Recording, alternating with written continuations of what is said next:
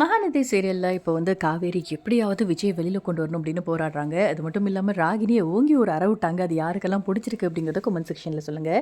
இப்போ என்ன நடக்குது அப்படின்னா, ஒரு பக்கம் வந்து காவேரி போலீஸ் ஸ்டேஷனுக்கு வராங்க. ஒரு பக்கம் தாத்தா கிட்டேயுமே சொல்கிறாங்க, நான் போலீஸ் ஸ்டேஷன் போகிறேன், நீங்களும் வந்துருங்க அப்படின்னா நானுமே அட்வொகேட்டை கூட்டிகிட்டு வரேமா அப்படின்னு சொல்லிட்டு தாத்தா வந்து ஃபோனை வச்சுட்டாரு. காவேரி வேகமாக போலீஸ் ஸ்டேஷன் வராங்க.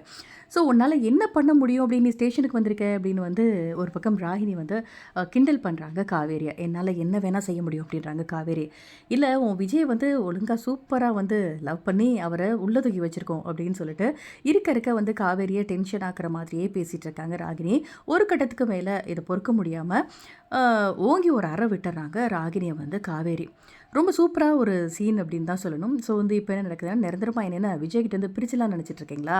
விஜயோட தாலி கட்டின பொண்டாட்டி நான், என்றைக்குமே அவரை என்னையும் பிரிக்கவே முடியாது அப்படின்னு சொல்லி ஒரு பக்கம் வந்து கத்துறாங்க. ஸோ இன்னொரு பக்கம் ஸ்டேஷனுக்குள்ளே வந்து சூப்பராக வந்து பாயிண்ட்டாக பேசுகிறாங்க காவேரி. ஸோ என்ன தெரியுமா சார் நடக்குது, பசுபதியோட பேச்சு கேட்டு வெண்ணிலா அவங்க மாமா 2 பேருமே ஆடிட்டுருக்காங்க. இப்போ வந்து வெண்ணிலாவோட அப்பா அம்மாவும் விஜய் தான் கொண்டார் அப்படின்னா எதுக்காக இன்னும் விஜய் கல்யாணம் பண்ணிக்கணும் அப்படின்னு நினைக்கிறாங்க வெண்ணிலா. இந்த ஒரு பாயிண்ட்டை வச்சு தெரியலையா விஜய் நிரபராதி அப்படின்னு சொல்லிட்டு. ஸோ இதனால் போலீஸுமே ஒரு கட்டத்தில் வந்து இந்த கேஸை நல்லா ஹேண்டில் பண்ண முடியாதுமா, எதுவாக இருந்தாலும் கோர்ட்டில் போய் பேசிக்கோங்க அப்படின்னு சொல்லிட்டு. ஸோ இன்னொரு பக்கம் பசுபதி அண்ட் ராகினி 2 பேருமே வந்து ரொம்ப சந்தோஷப்படுறாங்க. ஏன்னா விஜயால் சாமானியமாக இருந்து வெளியில் வர முடியாது. ஏன்னா வந்து கொடுத்துருக்கிறது கொலை கேஸ்மா, இந்த பிரச்சனை இப்படியே தான் போகும், நம்ம சைட் சேஃப் அப்படிங்கிற மாதிரி பேசுகிறாங்க. இப்போது தாத்தா வந்தாச்சு அட்வொகேட்டை கூட்டிகிட்டு. இப்போ காவேரி போயிட்டு ஒரு ஐடியா கொடுக்குறாங்க. தாத்தா நம்ம ஒன்று செய்யலாமா, அஜயோட அம்மா இருக்காங்க இல்லையா ராதா, அவங்ககிட்ட என்ன கூட்டிகிட்டு போகிறீங்களா, அவங்ககிட்ட சுச்சுவேஷனை சொன்னால் கண்டிப்பாக இதுக்கு ஒரு சொல்யூஷன் கிடைக்கும் அப்படின்னு சொல்லிட்டு.